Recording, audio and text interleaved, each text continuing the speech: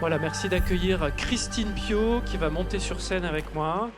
Enseignante à l'université de Savoie-Mont-Blanc, donc à Chambéry, chercheuse au laboratoire Editem, je ne l'ai pas dit tout à l'heure pour Ludovic. Le laboratoire Editem Environnement, Dynamique et Territoire de Montagne, qui est un laboratoire de l'université et du CNRS. Alors vous pouvez définir un petit peu votre spécialité, ça veut dire quoi chimie de l'eau? Vous faites de la chimie de l'eau, c'est ça? C'est ça, je fais de la chimie de l'eau, donc j'analyse les polluants chimiques qu'on peut retrouver dans l'eau, mais aussi dans l'air, dans la neige, dans la glace. Et là, qu'est-ce qu'on fait comme étude pour devenir chimiste de l'eau? Alors, pour devenir chimiste de l'eau, on fait d'abord un bac scientifique, et puis après, on fait une licence en sciences, et puis moi, je suis allée jusqu'à faire un doctorat en chimie de l'eau. Voilà, donc c'est à la fois de la chimie, mais aussi un petit peu de physique, un petit peu de géologie, non? C'est tout ce qui est sciences de l'univers, puisque j'ai étudié à la fois la géologie, la glaciologie et la chimie de l'atmosphérique, tout ce qui peut se passer sur la planète Terre. Alors vous parlez des polluants qui s'appellent HAP, vous pouvez nous réexpliquer ce que c'est exactement? Alors les HAP, ce sont des polluants qu'on retrouve à la fois dans l'air et dans l'eau et dans les sols, et qui sont émis par toute combustion, donc à la fois la combustion de gasoil ou d'essence par les voitures, et puis aussi la combustion du bois dans la cheminée. Donc ça s'appelle des suies, les HAP en fait, hein, c'est les particules noires qu'on voit dans la fumée. Donc là, ce qu'on voit, c'est deux exemples de cheminées. Quelle est la différence entre les deux foyers? Parce qu'on demande de plus en plus à utiliser le foyer de droite et pas celui de gauche.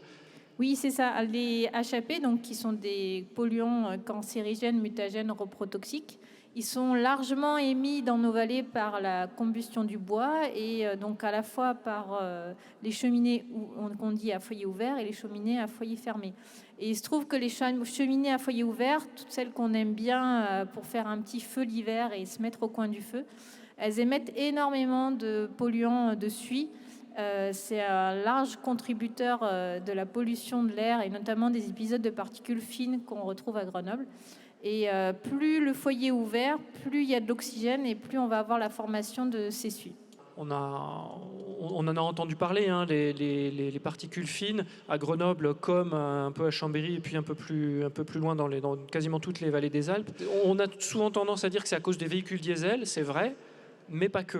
En fait, c'est ça, hein, il y a deux origines, il y a le transport et les foyers, les feux de cheminée. Oui, c'est ça. En fait, en hiver, dans nos vallées alpines, les particules fines, les épisodes de pollution en particules fines qu'on retrouve, on a 60% des particules fines qui sont dues au chauffage au bois, alors que le trafic, c'est entre 15 et 20%.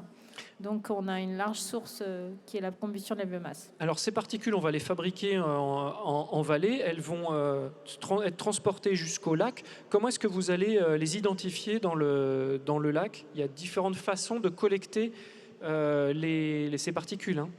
C'est ça. On peut collecter les particules à la fois sous forme de poussière dans le lac. Donc ces poussières, comment elles arrivent? Elles se déposent, comme sur la photo qu'on voit à l'écran, elles se déposent dans les grands entonnoirs qu'on place en altitude. Et puis ces poussières retombent dans l'entonnoir. Donc ça, c'est de la pluie ou c'est juste le vent? C'est le vent, la pluie, tout ce qui... En fait, il y a aussi les particules qui tombent naturellement, qui retombent naturellement apportées par le vent. Et puis elles sont aussi dans les gouttelettes de pluie, donc on les retrouve aussi dans la pluie. Voilà. Et l'autre façon de les trouver comment sont transportées ces particules, c'est pas la pluie, c'est la neige. C'est ça. Les particules, on les retrouve aussi donc dans la neige et dans la glace qu'on retrouve en montagne. Notamment, comme sur la photo, là, c'est une carotte de la glace qui est à la surface du lac.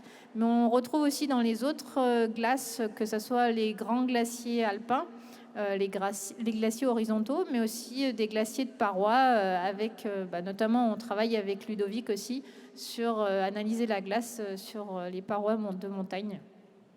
Merci beaucoup, Christine.